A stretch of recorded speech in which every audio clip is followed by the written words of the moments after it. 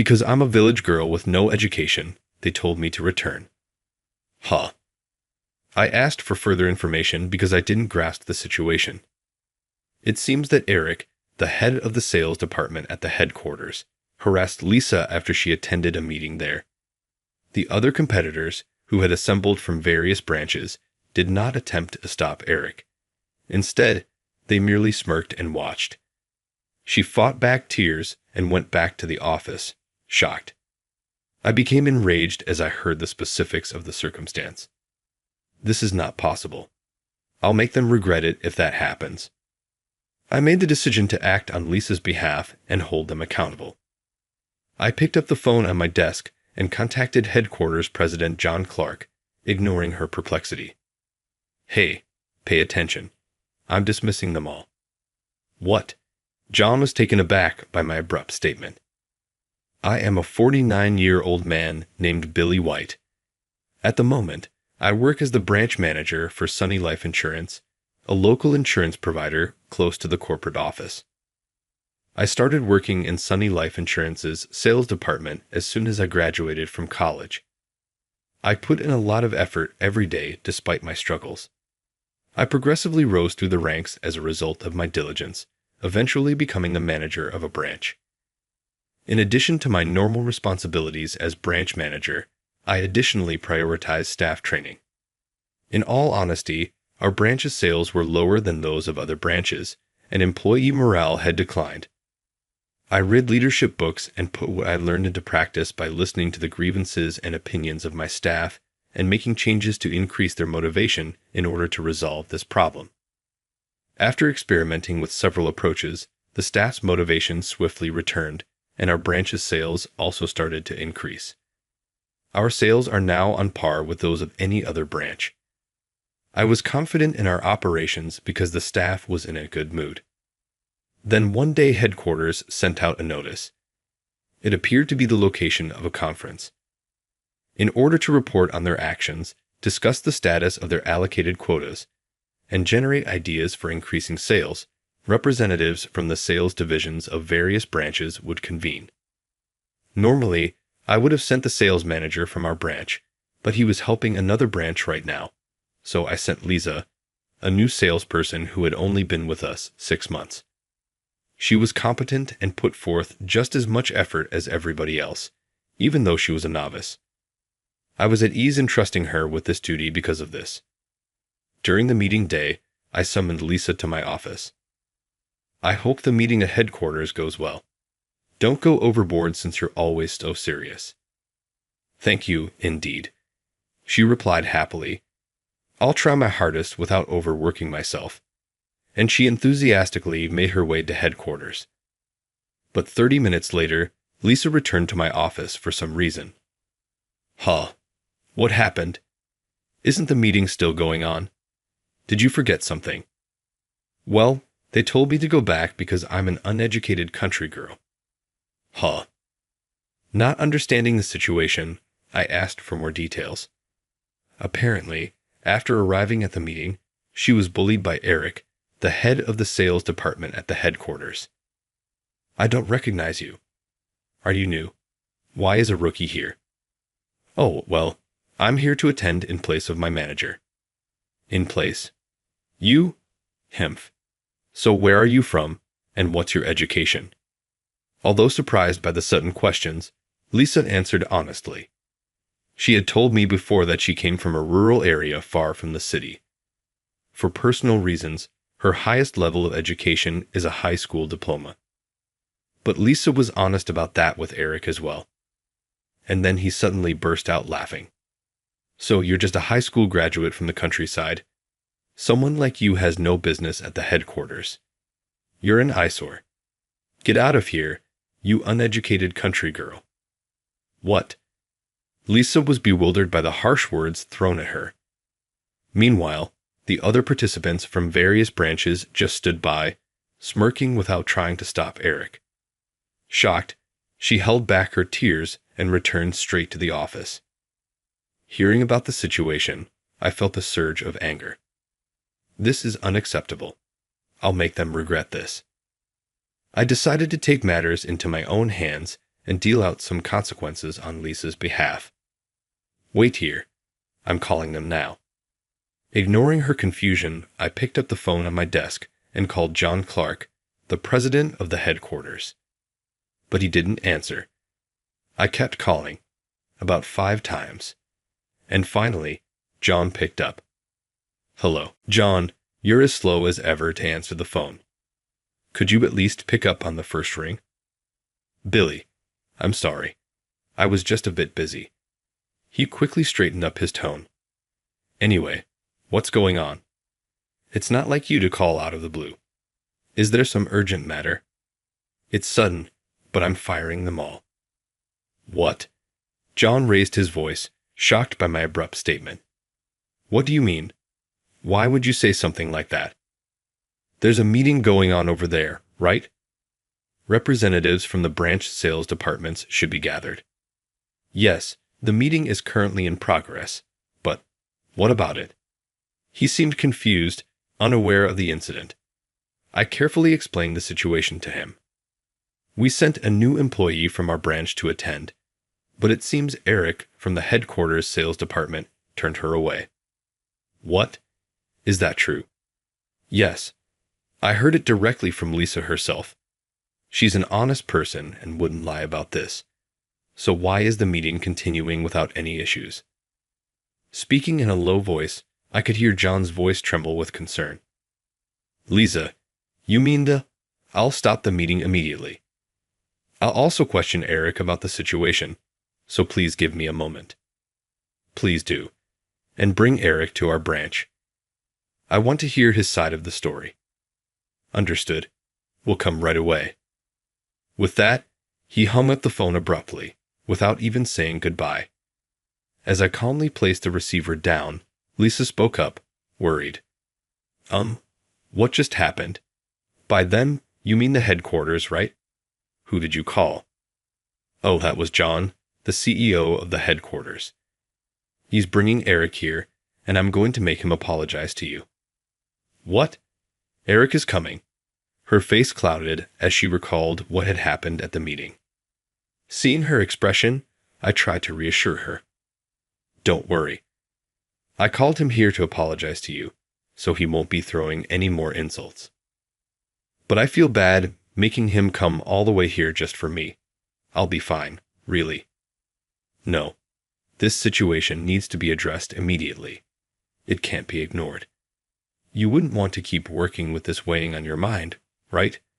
Let's wait here for a little while. With that, we stayed in the room, waiting for their arrival. 15 minutes later, there was a knock on the door of the branch manager's office. When I responded, the door slowly opened, revealing a pale-faced John and a confused-looking Eric. Sorry to keep you waiting. Excuse me. Welcome, John. Eric, I assume you know why you were called here. Sitting back in my desk chair, I glared at them. John was trembling with fear, but Eric still seemed to be confused about the situation. Actually, I'm not entirely sure what this is about. The meeting was abruptly stopped, and I was brought here without any explanation. What do you want with me? Oh, you say you don't remember something that just happened a moment ago. Well, do you at least remember her? I certainly hope so, because it would be a real problem if you didn't. I gestured toward Lisa, who was standing next to me. Though she had been looking down, she mustered up the courage to slowly lift her gaze toward Eric. As if suddenly remembering, Eric's eyes widened slightly. Oh, you're that high school graduate from the countryside. What are you doing here? Did you get kicked out of the meeting room and come back to get scolded by the branch manager? No, that's not it. Hey, you. What on earth are you saying? Apologize to Lisa right now. Quickly, John, in a panic, yelled at him. Eric was greatly surprised. What's going on? Why are you so worked up? She's just a high school graduate, right? She's not someone important. On the contrary, she is an important person. Billy told me himself that Lisa here is his niece. What? Eric stood there dumbfounded, his eyes wide with shock. Oh, I see. I'm terribly sorry. I had no idea she was Billy's niece. I retract what I said earlier. Why are you so calm about this? Don't you know who Billy is? Huh.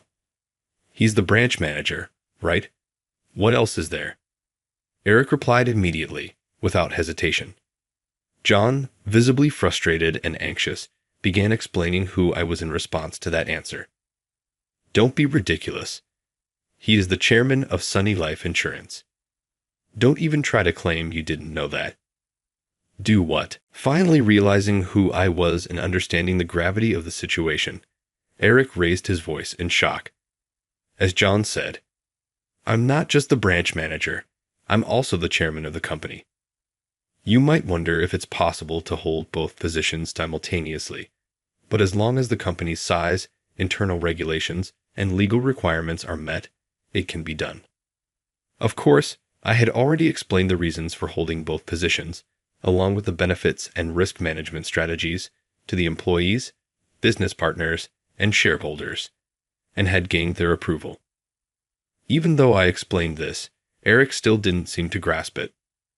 Wait a minute. I didn't know anything about this. Did you properly explain it to all the employees? You were transferred to the headquarters about 4 months ago, right? Even so, it's strange that you wouldn't know. We made sure to notify all branches before I started as branch manager. I became the branch manager 3 years ago, and at that time, Eric was working as the sales manager at another branch, so he should have received the notification I sent. As proof, all the employees are aware of this fact. Suddenly, it seemed like Eric remembered something. Wait, maybe I do recall going through the notifications from headquarters, but the content. He tried hard to remember, racking his brain for the details, but in the end, it seemed he couldn't recall the contents of any of the notifications. From what he told me, it turns out that he rarely paid attention to notifications and often tossed them in the trash. Even when he did read them, he would forget about them by the next day. What's more, he even forgot the name of the chairman, me, and the names of the branch managers other than those from his own branch. After hearing the situation, John shook his head in disbelief. Seriously, this is too much. You have zero interest in others. You should at least remember the chairman's name. If you had, you would have immediately realized that he's serving as branch manager here. But the chairman hardly ever comes to the office, and I only see the other branch managers at meetings. Of course I'm going to forget their names. I'm not to blame here. He tried to explain desperately, but both John and I were just exasperated. I never imagined you'd be such a forgetful employee. Or is it that you lack the ability to manage your surroundings? I'm sorry. I'm sorry to trouble you, but could you please explain the content of that notification again? It probably covered the reasons for the dual role and the background, right? Seeing that Eric had no idea, I reluctantly began to explain in detail how I came to hold both positions. After graduating from college, I steadily rose through the ranks at this branch before being transferred to headquarters, where I became executive vice president. I continued to advance, and at 43, I was appointed as the president of the headquarters. I planned to continue working as president, but 3 years later, I received a surprising report from the person in charge of this branch at the time. After I was transferred to headquarters, sales had gradually declined, employee morale had dropped, and there was a significant increase in resignations. If the situation continued, we would have to consider closing the branch. This branch held a special place in my heart, so I couldn't just stand by. I immediately convened a board meeting, explained the situation, and obtained their approval.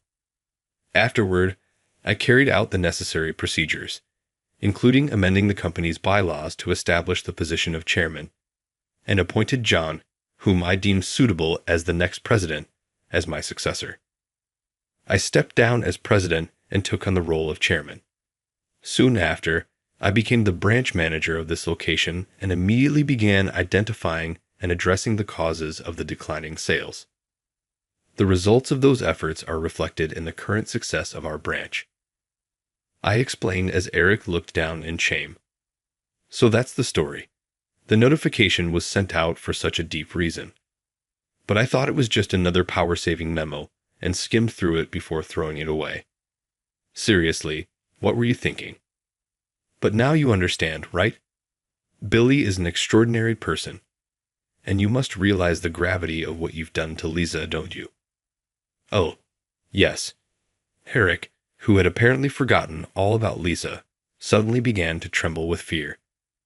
She's your niece, right, Billy? Well, yes, that's correct. Exactly. She's my brother's daughter. And there's a reason why her highest education is only a high school diploma. I then began explaining about Lisa.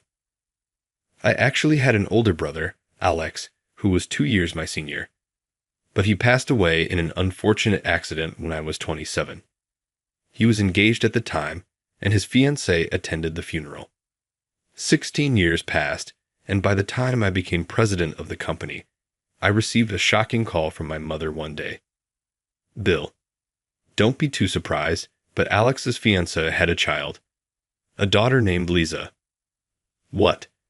Alex had a daughter. Of course, I had no idea, so I was extremely shocked. My mother explained that about 2 hours before she called me, my brother's fiancée had reached out to her.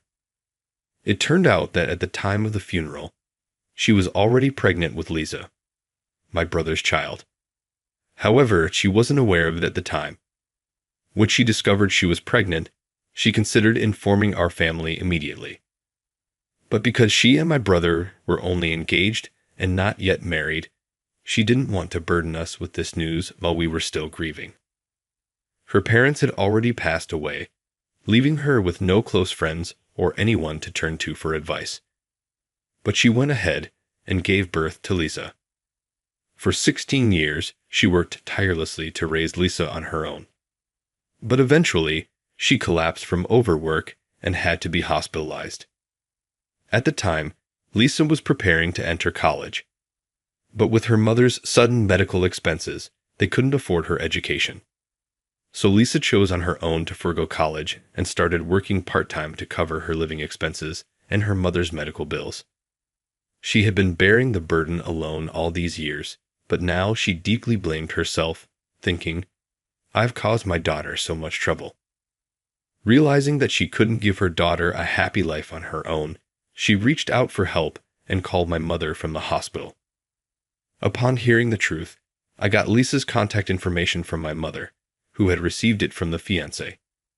I then contacted Lisa, introduced myself, and arranged a meeting with her in person. I offered to cover her college tuition and her mother's medical bills. But Lisa, true to her serious nature, insisted on handling it herself and declined my offer. Thank you, I appreciate it. But I'll just take your kind thoughts to heart. I can't burden you with this.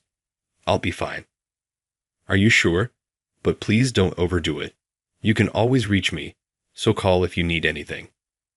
Seeing the determination in her eyes, I couldn't force her to take the money, so I respected her decision. For the next 5 years, I made sure to meet Lisa at least once a year to check in on her. Although I was initially worried, Lisa lived up to her words. She juggled multiple part-time jobs to cover her mother's hospital bills and took good care of her after she was discharged. Impressed by her hardworking nature and strong character, I decided a year ago to recruit her to the branch I managed. As I finished explaining, Eric began sweating nervously, clearly recalling the cruel words he had spoken. Now that I've explained everything in detail, you understand why Lisa is a high school graduate from the countryside, don't you? Do you still plan on bullying her because of her background and education? Of course not. I won't bully her anymore. I'm so sorry for looking down on you so carelessly. Eric sincerely apologized to Lisa and me. Though Lisa's expression showed discomfort, she decided to forgive him. It's fine. Now I know you look down on me with bad intentions, but it's a waste of time to stay angry. What? Really? You're going to forgive me? That's a relief. Thank you so much. Well, that's settled then, Billy. You'll cancel our terminations now, right? Eric was overjoyed, not even bothered by Lisa's previous remark. Meanwhile, John, with his hands clasped, cautiously asked me. Eric's eyes widened at his words. Wait, fired? What are you talking about? Oh, I hadn't explained that to you, Eric. Because of what happened earlier, Billy called and said he was firing everyone. I felt like I was going to die when I heard that. But now that things are resolved, I'm relieved. John finally explained the situation to Eric. Eric, upon learning the real reason behind John's anxiety, became visibly unsettled. Hold on, John. You never told me that. If I had known, I would have apologized the moment I walked into the branch manager's office. We had to rush to Billy, so there wasn't time.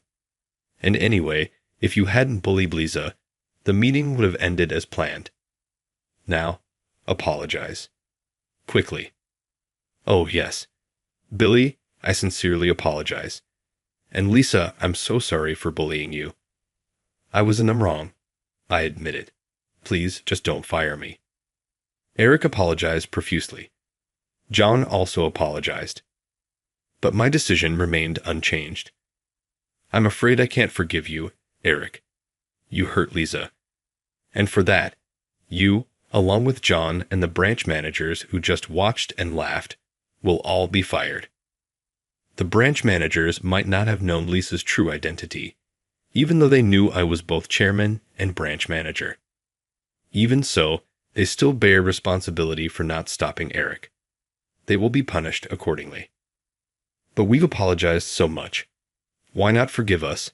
Lisa even said she forgave me. Regardless of what Lisa said, the fact remains that this incident happened. I can't just let it go. Besides, this isn't just about today's incident. I've received numerous reports about your behavior from John, including your poor work ethic and your habit of relentlessly bullying employees. Eric, who had never imagined his actions were known, turned pale. I had been visiting the headquarters occasionally, and during those visits, John would report on the staff's behavior. So how's it going? Any problems so far? Any employees struggling or any requests from them? Well, Billy, there is something about Eric. Eric again? What now? Is he still causing problems with interpersonal relationships? Despite my frustration, I listened carefully. It seemed that after being transferred to his dream position at the headquarters, Eric became arrogant and started bullying his subordinates and the new hires.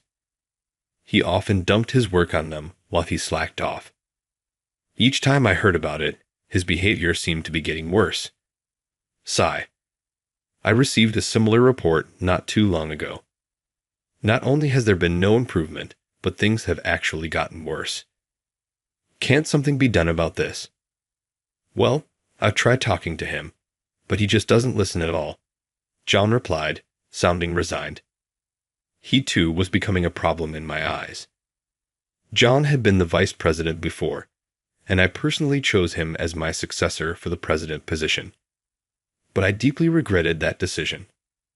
As vice president, he had been efficient and treated employees with respect, making him an excellent candidate.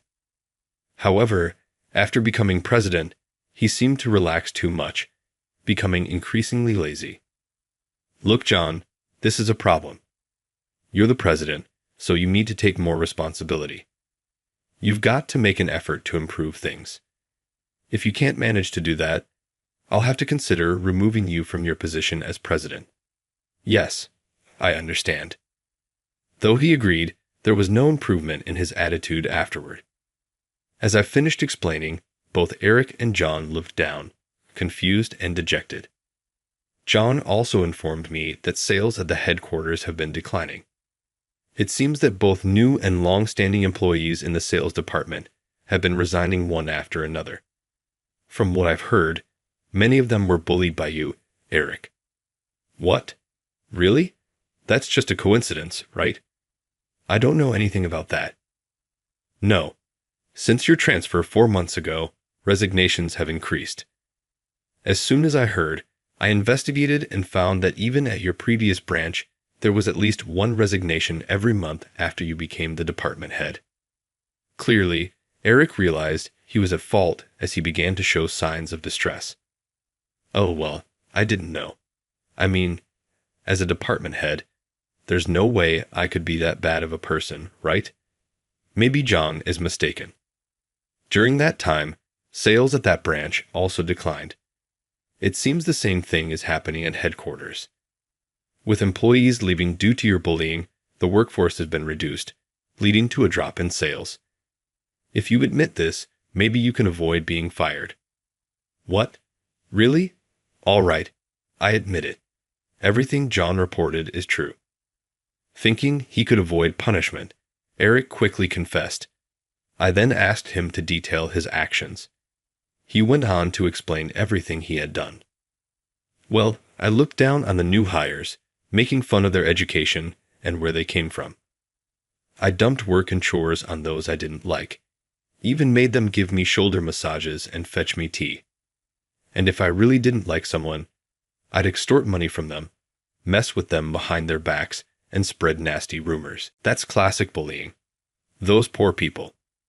If only I hadn't been away from headquarters, they wouldn't have had to go through that. So, I've been honest about everything. There's nothing left to hide. That means you'll forgive me now, right? I grew increasingly angry at Eric's nonchalant attitude. What are you talking about? There's no way I'm forgiving you. You're still going to be fired, so you better brace yourself. What? But that's not what you said. You told me that if I admitted everything, you'd reconsider the termination. I never said that. You're twisting my words. I did consider giving you one last chance depending on what you admitted.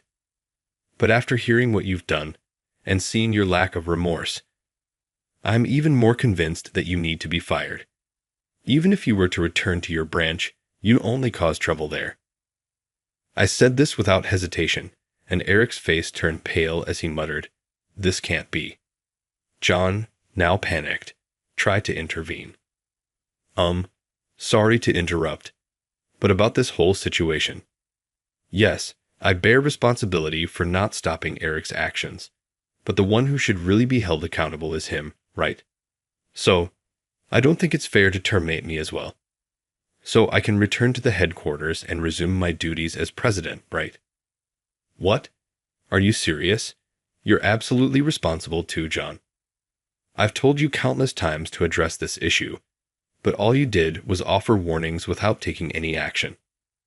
I specifically told you that if you couldn't improve, I'd consider removing you as president. Yes, but I'm the president of the headquarters. I've been busy with meetings, conferences, and various other duties. I couldn't possibly keep track of every single employee. John started making excuses to avoid responsibility, but I could see through his lies. John, you might not know this, but I've also been getting reports about the situation at the headquarters from the new vice president, Tom. And that includes your work habits. It seems you've been pushing all your duties onto Tom and executive vice president, Alex. What? Since when? John couldn't hide his shock upon realizing that everything had been exposed.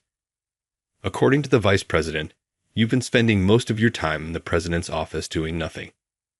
The only president duties you've been involved in are golfing and entertaining clients.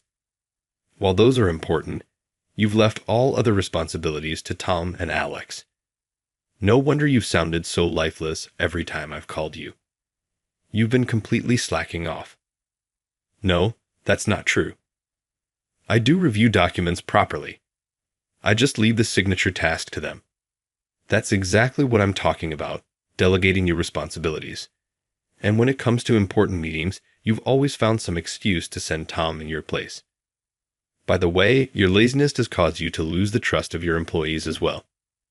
I've pointed that out to you directly before, so you should be well aware of it. Hearing this, John was more shaken than he had been all day. According to the vice president, John's laziness was apparent even in front of the employees. As a result, the department heads had lost their motivation and were no longer working seriously. Despite my warnings, neither your sales nor your work ethic have improved. You didn't even try to resolve Eric's issue. You just sat around in the president's office. Where did the efficient vice president John go? Or was that just a figment of my imagination? I'm sorry. I got carried away after becoming president. I started enjoying the power and the ability to boss others around. But I didn't mean any harm. I'm not interested in your excuses. I've decided to fire Eric, you, and all the branch managers who just stood by and laughed during the meeting. This is final. No amount of apologies will change my mind. With that, John and Eric panicked and dropped to their knees. We're truly sorry. Yes, Eric did wrong. But so did I. I admit it, but please, I beg you, don't fire us. I'm sorry too. It's all my fault. I'll accept any punishment, demotion, pay cut, whatever. Just please don't fire me. I have a family to support. I told you before, it's too late for apologies. I'm not accepting them. When I rejected their pleas, Eric desperately protested. Why? We're apologizing. Is it because I bullied your niece, Lisa? Yes, I hurt your brother's daughter, but isn't this too much? It's not like she's your real daughter. What are you talking about? Sure, she's my late brother's child, but to me, she's like my own daughter now. And Lisa is the treasure my brother left behind. If some stranger hurt her, of course I'd be furious. Even if she weren't my niece or had no blood relation to me, I still wouldn't forgive you. Eric was at a loss for words, unable to respond. John, seeing his chance, quickly started to protest as well. I may have made mistakes, but they're not as bad as Eric's, right? Billy, you're upset because I've been slacking off, right? That means if I shape up now, you'll forgive me. I promise to fully commit to my duties as president from now on. So please, don't remove me from my position. I'm begging you. No. I can't trust you anymore. You'll just go back to your old ways. I've given you plenty of chances, but you never changed. My decision is final. No. It's not too late. Give me one more chance. I'll do my job to the best of my ability. Even though he was now trying to show some effort, I shook my head. It's over. My decision is made. The only thing left for you to do is look for a new job. I wish you luck. Now, I'll be calling a board meeting soon. Lisa, I'm sorry to have kept you waiting. You can go back to work now. Thank you, Billy. I feel so much better thanks to you. I'll get back to finishing my work. She smiled warmly and left the office to return to her duties. You two can go now as well. In fact, you should head back to the headquarters. We've been done here for a while. I'll officially notify you of your termination once the decision is final. Until then, you're on administrative leave. What? You really won't forgive us? Please, I don't want to be fired. I'm truly sorry for everything. We'll keep apologizing. We'll even lick your shoes if that's what it takes. Just please don't fire us. They continued to cling to my feet, begging for forgiveness. Don't make me repeat myself. If you keep this up, I'll call security. But I really can't afford to lose my job. If I get fired over this, my family will abandon me. I feel the same way. I'm not leaving here until you forgive me. Their persistence made me sigh. I'm calling security now. Wait right there. I'll have you forcibly removed from this building, and you'll be permanently banned from returning. If you still refuse to leave, I'll call the police. We'll leave right away. There's no need to involve the police. We apologize for the trouble.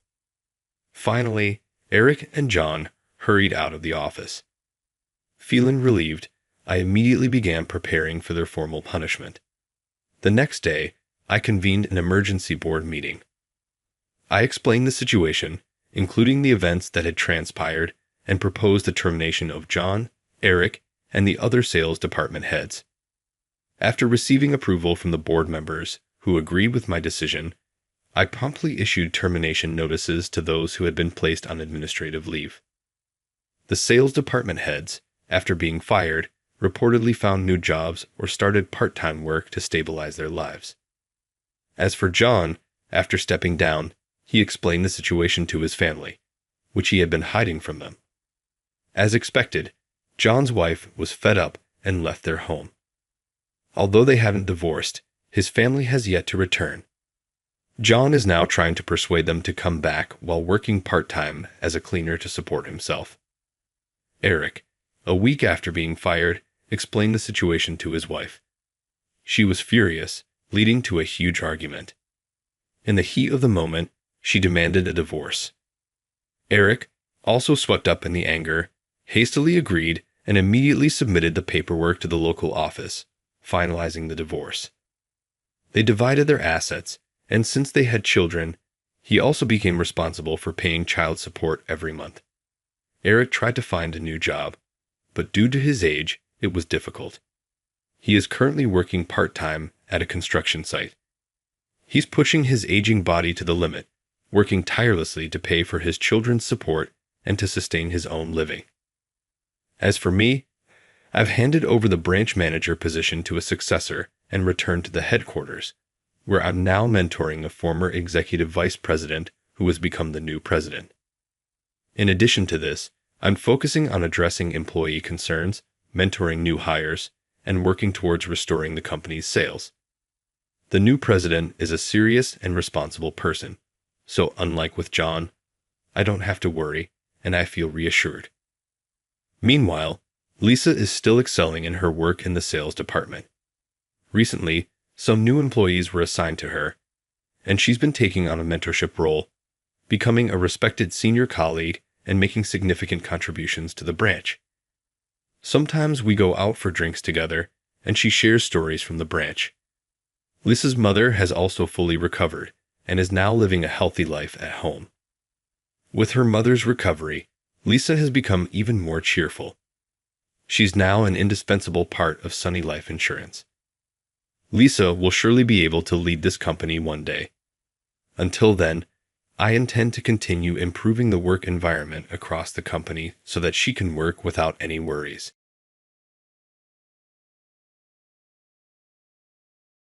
It's ideal for you. She chuckled like a witch in a high-pitched, malevolent voice when I took the assigned seat. There was a rustied folding chair and a wooden, mold-covered black table at the assigned seat. It appeared to be a dump because of the numerous trash bags and piles of outdated periodicals that were present. She still seemed to believe that I was impoverished. I now knew why Mom had urged that I go to the reunion. She wanted to give me a false sense of security so she could make fun of me the way she used to. I said, regret always comes too late, and made the decision to leave the location. The enormous misfortune and despair that would shortly befall her was beyond her comprehension. John Brown is my name. I'm 45 and unmarried. My life is satisfying since I earn a respectable wage and have a busy but enjoyable job. I grew up in a single-parent home and led a quite impoverished childhood after losing my father to illness when I was 5 years old. I wore shoes till they were absolutely worn out and couldn't afford new outfits. When I first entered primary school, even my school materials were given to me by someone else. In spite of this, my classmates were always friendly to me and never made fun of me. Throughout high school, that friendship persisted. I even believed that those joyful times would never end. But I decided to start working while my buddies were inevitably going off to college. After being unwell, my mother was unable to continue working. I defiantly disregarded her advice to attend college and joined the workforce before anybody else.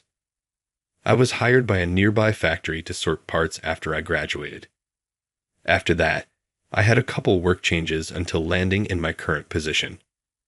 I have no surviving family because my mother died when I was 20 years old. I'd assumed being a bachelor wouldn't be too difficult. I then received a call on my cell phone one day. It came from Ryan Smith, a friend of mine from high school.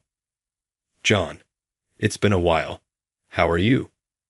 I smiled when I recognized an old friend's voice. Yes, a long time has passed.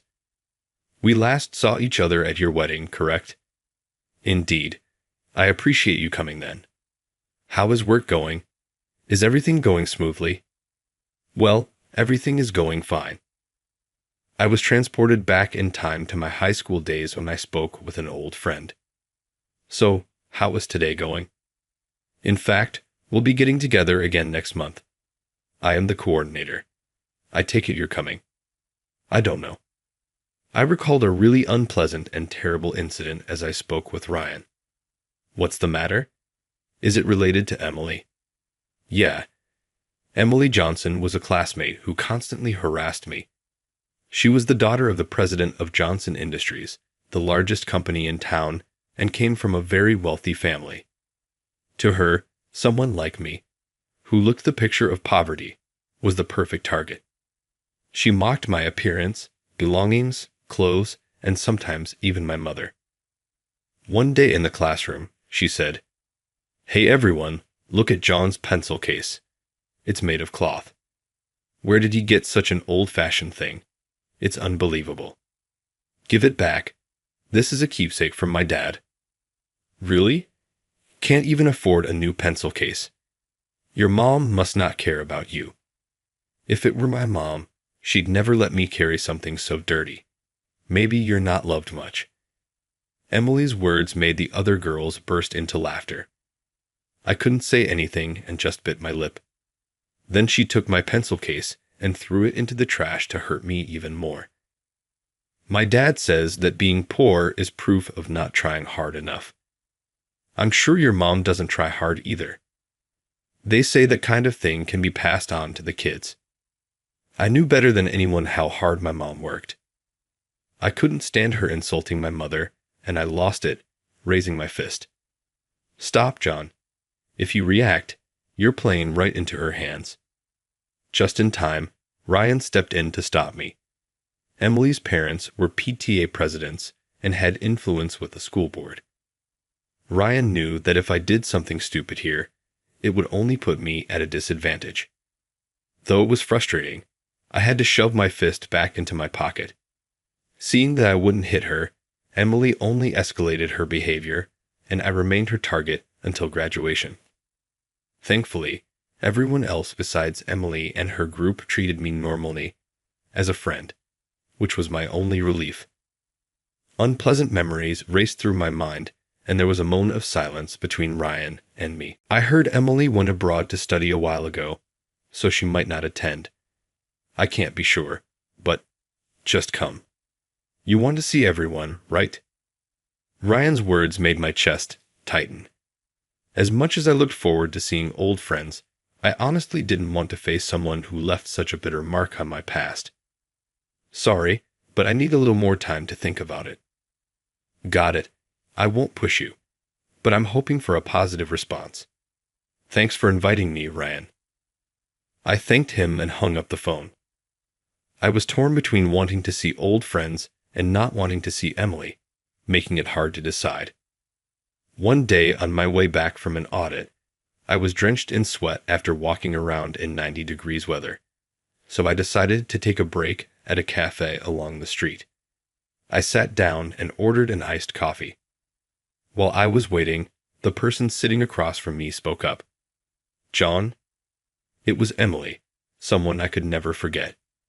For a moment, I froze and quickly looked away from her.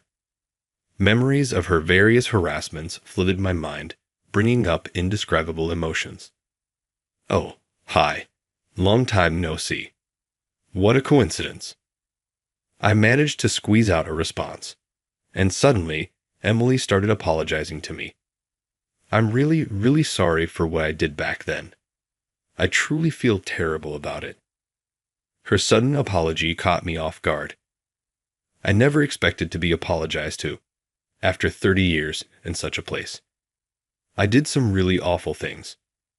I wanted to apologize to you for so long, but I couldn't find the courage. And now there's the upcoming reunion. I was worried that you might not come because of me. Tears welled up in Emily's eyes. She genuinely looked sorry. I was studying in France until recently. I did volunteer work there and had a lot of different experiences. That's when I started thinking about you, John. About me? Yes. I suddenly realized my past mistakes and felt ashamed. Then I knew I had to apologize, even if I wouldn't be forgiven. So I came back. I couldn't believe she returned to apologize to me after all this. I couldn't refuse to forgive her. It's okay now. It was 30 years ago. When I said that, Emily's face lit up. Really? You'll forgive me? Yeah. If you feel bad and apologize, I won't hold it against you. Thank goodness. You're so kind, John. I can't believe I treated someone like you so badly. Emily said this while talking to me using animated gestures. Her exaggerated reactions, almost like a stage actress, made me smile a little. But it's really a coincidence meeting you here. Do you live nearby, John? No, I just stopped by for work. I see. I still live at home. I realized that this area was near my hometown. I hadn't been back in a while, so I didn't think much about it. Oh, I have to go. Make sure to come to the reunion. I'm looking forward to it. Yeah, see you then. With that, Emily left the cafe. Even though she had age, Emily had none of the venom she used to have and radiated a kind atmosphere. People really do change. I muttered to myself and immediately contacted Ryan to confirm my attendance at the reunion. And then the day of the reunion arrived. I met Brian at the station, and we headed to the venue together. Aren't you supposed to be there early since you're the organizer? It's fine. I asked the others to handle the setup so I could talk with you. Ryan and I walked down memory lane as we made our way to the venue. Along the way, I told him about my encounter with Emily. Wow, I can't believe Emily said that. A lot happened, but I decided to let it all go. So, let's just enjoy today. However, as soon as we arrived at the venue, Ryan looked puzzled. That's strange. The decorations don't match what we discussed. The place was adorned with flashy pink tablecloths, an overwhelming number of flower wreaths that looked like they belonged at a store opening, and large teddy bear figurines. The decor didn't suit the chic hotel atmosphere at all. It's got a unique vibe, that's for sure. Ryan immediately confronted another organizer to find out what was going on. Then one of the organizers, Michael Jones, spoke up. Actually, Emily suddenly said she wanted to handle the decorations. As an organizer, she said she would cover the cost, so we let her do it. I never thought it would turn out like this. But since she did it, we can't really complain. Michael said this with a wry smile, trying hard to defend Emily. I remembered that Emily was the daughter of the president of Johnson Industries, the largest company in town. I also recalled that Michael worked for a subcontractor of Johnson Industries. I had a bad feeling and exchanged glances with Ryan. Then a loud voice came from the back of the venue. I've been waiting for you, John. I prepared a special seat just for you. Come quickly. Emily, already drinking, appeared with a flushed face from the alcohol. Unlike the last time, she had a mean look and the same malicious eyes as in high school. Several classmates around her gave me awkward smiles. The special seat was prepared in the farthest corner of the venue. Come on, sit down without hesitation. It's fancier than the table at your poor house, right? Emily laughed loudly, and a few people gave forced smiles. It suits you perfectly. When I sat down at the designated seat, she laughed with a high-pitched, malicious voice like a witch. The table at the designated seat was wooden and black with mold, accompanied by a rusty folding chair. There were also several garbage bags and stacks of old magazines around, making it look like a dump. This suits a poor person like you perfectly. I'm so glad I insisted you come. This is hilarious. She still seemed to think I was poor. Now I understood why she insisted I attend the reunion. She wanted to lure me into a false sense of security and then mock me like she used to. I had to suppress my laughter at how ridiculous she looked, completely unaware of who I had become. As I thought about how to explain and surprise her, an idea came to mind. Regret always comes too late, I said, and decided to leave the venue. She couldn't possibly imagine the immense misfortune and despair that would soon befall her. I told Ryan that I was leaving and headed for the exit. Ryan was furious with Emily's behavior, but as an organizer, couldn't leave the event. Why did it have to turn out like this? I'm sorry, John. It's my fault for not handling this better. Don't let her ruin your night. Let's enjoy it with just us. While I appreciated Ryan's words, I couldn't stay. I was disgusted with myself for not questioning her apology from the start and just wanted to leave. It's not your fault. Don't worry about it. It's surprising how much influence Johnson Industries still has. I had a feeling from the reactions around her that many of our classmates still lived in town and benefited from Johnson Industries. If they went against her, their own lives could be threatened. Because of that fear, no one dared to stand up to her. It showed just how influential the company was. As I was talking to Ryan, Emily's loud voice echoed for everyone to hear. Poor people are so pathetic. Don't you all agree? I no longer recognized her voice as anything but noise and watched her with a cold gaze from a distance. I'll bring her down from her high horse soon enough. That thought ran through my mind. Ryan, sorry, but I just remembered some work I need to do. See you later. Even on a Sunday? That's tough. Take care. I immediately got into a taxi and headed back to the office. The cab fare cost me $100, but I didn't have the energy to take the train. I started working alone in the empty office. I had an important business meeting involving $10 million the next day, so I needed to prepare. As I reviewed the documents, I couldn't wait for tomorrow. The next day, I headed to the meeting. Normally, a sales representative would go, but I decided to go alone at the last minute. I arrived at the meeting place, Johnson Industries. When I gave my name at the reception, I was greeted warmly by the president, Robert Johnson. Hi, John. I'm honored that the president himself would come for this meeting. I'd like to get straight to the point and keep this brief. My blunt response puzzled Robert. He must have wondered why I was so cold when we were about to discuss a $10 million deal. Once we were in the president's office, I got straight to the point. The deal is off. What? He looked quite flustered by my sudden statement. Of course, that would be the case. Even for Johnson Industries, they wouldn't want to let go of a $10 million deal so easily. What is the meaning of this? Why such a sudden change? I'm sorry, but we found a company that offered better terms. We've decided to go with them. Wait, you can't just drop this on us out of nowhere. Canceling the deal like this is incredibly unprofessional. Just as I thought, Robert had a short temper. He was known for kowtowing to people in higher positions, but being arrogant towards employees and subcontractors. There were even rumors that he would use any means necessary to get his way if things didn't go as he wanted. Your company is well rooted in the local community, isn't it? I'm sure the people around here benefit greatly from your presence. Of course they do.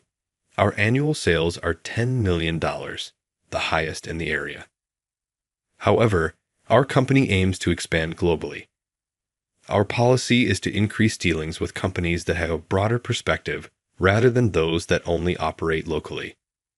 Hearing this, Robert seemed to have an idea and said, In that case, my daughter Emily is our secretary. She's very talented and studied in France. It's the age of globalization, you know. Emily, come here. He called up to the secretary's office next to the president's office. Emily appeared, looking rather annoyed. Dad, what is it? I'm busy doing my nails. Come on, Emily, introduce yourself. You can speak French, right? It's all about globalization. What? What's that? I only speak English. And what's globalization? Is that a new artist? Robert turned pale at Emily's response. Emily was still looking at her nails while talking to Robert, so she hadn't noticed me yet. Emily, how could you? What's the big deal, Dad? Why are you so worked up? After dismissing Robert's words, she finally noticed me and gave a sly smile. John, what are you doing here? Are you here to ask my dad for a job because you're poor? Sorry, but we don't hire poor people. It seemed Emily still hadn't realized how mistaken she was. Robert was completely exasperated by Emily's behavior. Ignoring this, I continued. Thanks for yesterday. Today I'm here to cancel the $10 million deal. What? $10 million?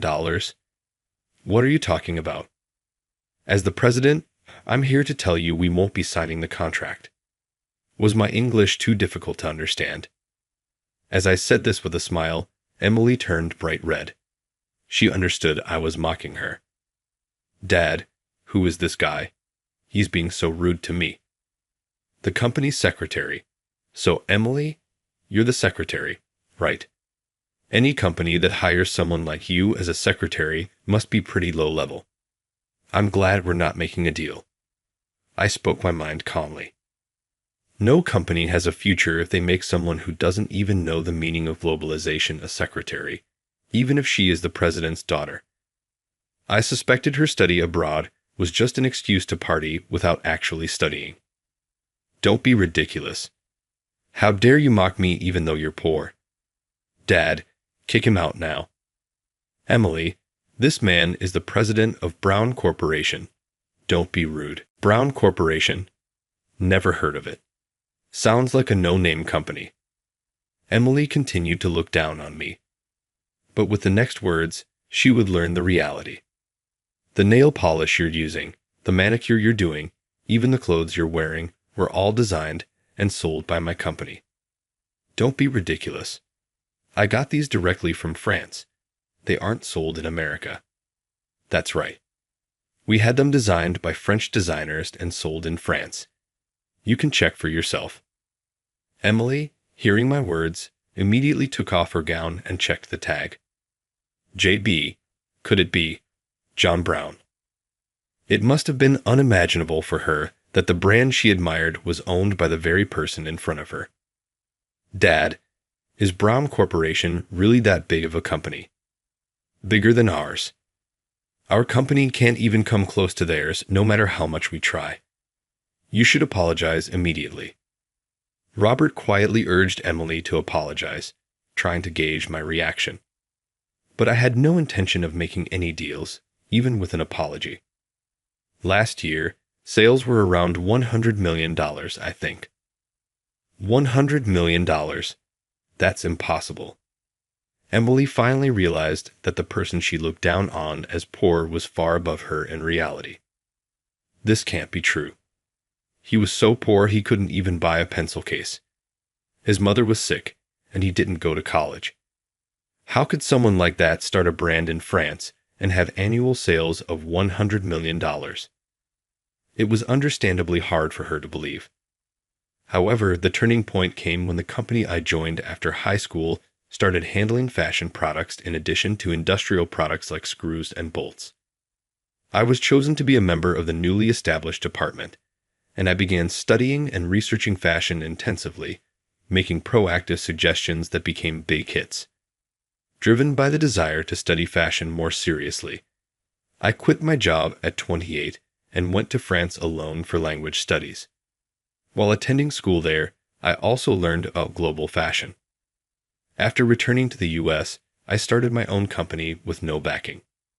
The beginning was tough, but by leveraging online sales and social media, I steadily built a customer base, leading to my current success. The brand business in France also thrived with the help of friends I made during my studies. In any case, please reconsider and sign the contract. I'm begging you. I refuse. Now, if you'll excuse me. As I stood up to leave, Robert clung to me, trying to stop me. Please wait. Our company is on the brink if you cancel the contract now. That was none of my concern. I coldly brushed him off, and Emily sharply protested to me. How could you treat my dad like this? You're awful. I'll return those words to you. You're the awful one. Emily was shocked by my harsh demeanor. Leaving the dumbfounded father and daughter in the president's office, I walked out of the company. A week later, I received a call on my personal phone from an unknown number. "Hey, the company is about to go under. What did you do?" The shrill voice belonged to Emily. She must have forced one of our classmates to give her my number. "I have no idea what you're talking about. In fact, I'd like to ask you why the company's troubles are being blamed on me. Don't play dumb. You canceled that $10 million deal. Of course it's because of that. My dad has been running around like crazy ever since. Whether to sign a contract or not is our decision. That's how business works, Emily." Not satisfied with my response, she continued to accuse me. "It's just $10 million. Just sign the contract. I'll apologize for what happened before, and we can call it even. Isn't that good enough?" "No, thank you. I will never do business with your company again. That's final." Realizing the conversation was going nowhere, I decided to end the call. But before I could, I heard a loud "wait" on the other end. "I'm really sorry. I went too far, and I've been reflecting on it. I was just drunk and got carried away. I'm really sorry." Her tearful apology was desperate. But I wouldn't be fooled by the same trick twice. "I heard you were aiming to become an actress, Emily. No wonder you're such a good performer." "What?" Emily's exaggerated reactions and crying scenes were just like those of an actress on stage. Actually, right after canceling the contract, I asked a few local friends about Emily. It turned out that after graduating college, she moved to New York to pursue an acting career and joined a talent agency. But she never made it big. Luckily, her family had the financial means, so she enjoyed city life without struggling. However, at the age of 35, she was advised to give up acting and find a different path due to her age, leading to her dismissal from the agency. Afterward, lost and unsure about her life, she once again relied on her family's wealth and went to France to study. Instead of studying French, she ended up spending her time partying. Her parents, fed up, called her back and gave her a token position as a secretary under their supervision. At 45, having grown into an ignorant and mean-spirited woman, her parents must have been at their wits' end. "Why would you say that? I'm genuinely apologizing." "John, you're being cruel. How long are you going to keep up this act? No matter how much you apologize to me, your company isn't going to be saved. Instead of wasting time on this, maybe you should help your dad." As I calmly said this, I could see Emily's frustration growing. "Don't get too cocky just because you're a CEO now. What's this about $100 million in annual sales? It's just $100 million. Well, your company is 1/10 of that size. That's enough. You'll regret this." With those parting words, she hung up angrily. Emily was probably fuming with rage right now. Feeling somewhat relieved, I went back to work. A few days later, I got a call from Ryan, who told me some shocking news. "John, did you see the news? Johnson Industries is involved in accounting fraud. It's all over the news." "Yeah, I'm watching it." So it finally came out.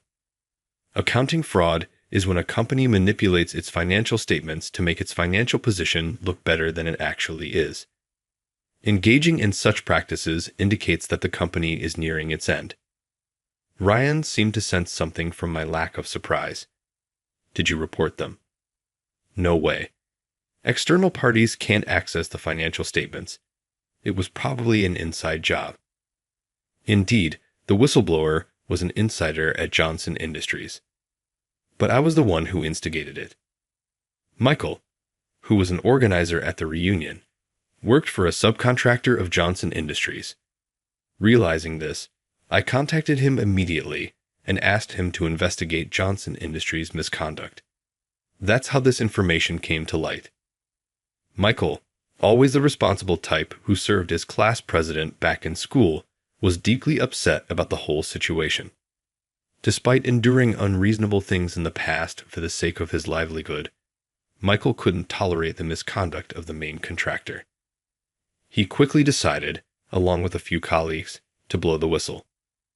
From there, it was easy.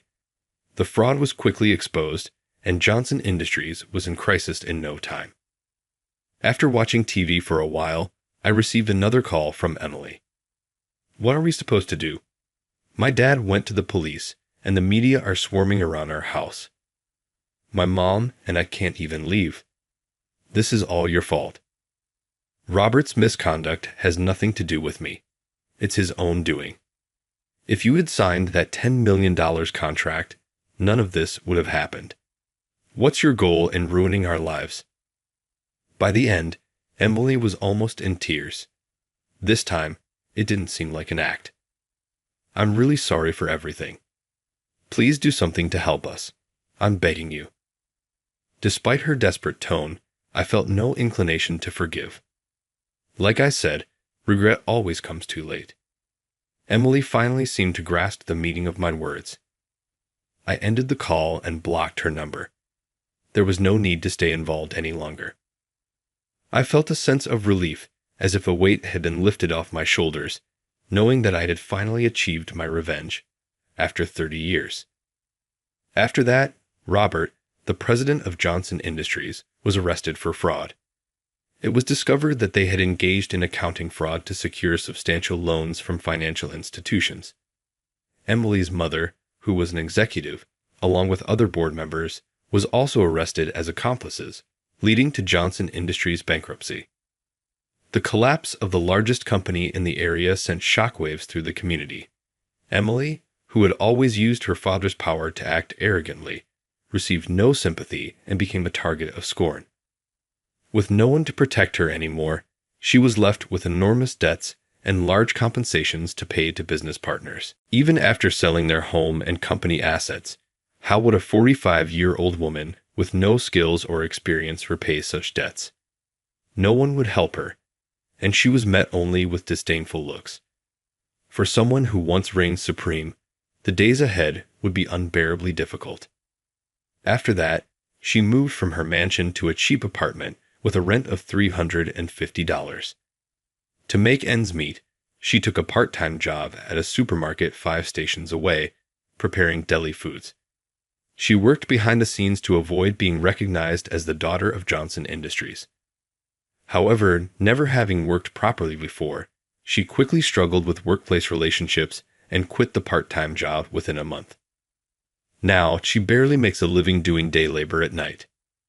If her apology at the cafe had been genuine, would I have gone this far? After thinking for a while, I suddenly realized something. It all stemmed from her own actions. Canceling the contract was a business decision and had nothing to do with her personally. The company's fraud was just a case of self-destruction. However, karma has a way of coming back to you. This incident deeply reinforced that belief in me. I hope she is now reflecting and trying to live a better life. As for me, I decided to take advantage of Johnson Industries' collapse. I bought the land where Johnson Industries used to be and established a branch office for my company, employing former Johnson Industries employees. I'm currently busy with the construction of the new office and setting up new departments. About a month later, I got another call from Ryan. I'm thinking of redoing the reunion, John. This time you have to come. Let me cover the cost. This time, I was thinking of asking Michael to be the organizer. Is that okay? Sure. But were you and Michael close? Actually, after that, Michael started working for me as a finance manager. I had admired his courage for blowing the whistle on his own company and wanted him to work with me. John, thank you so much for giving someone like me a chance. Let's skip the formalities. You're the organizer. Let's make this the best reunion ever. Michael and I shook hands firmly, and I went back to work. With the anticipation of the upcoming reunion, I felt even more motivated in my job.